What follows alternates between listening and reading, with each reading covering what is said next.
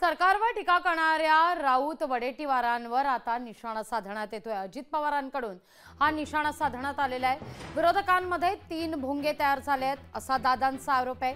भोंग्यांमुळे मतपरिवर्तन झाल्याचा विरोधकांना भ्रम आहे, किंवा विरोधकांमध्ये भ्रम निर्माण झालाय असं दादा म्हणतायत।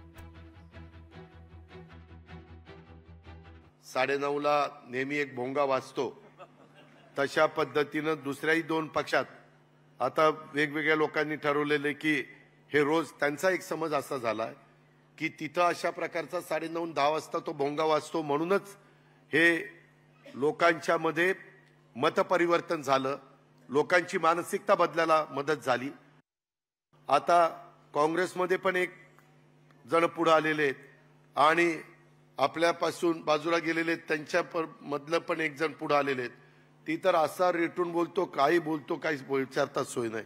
हे असं झालं की जर रोज त्याला कोणतरी आपल्यातला आमदार फोन करून हा आता आम्ही असं करणार आहे बरं का, तुम्ही आता सांगायला हरकत नाही, हे असलं काहीतरी एक नौटंकी चाललेली आहे।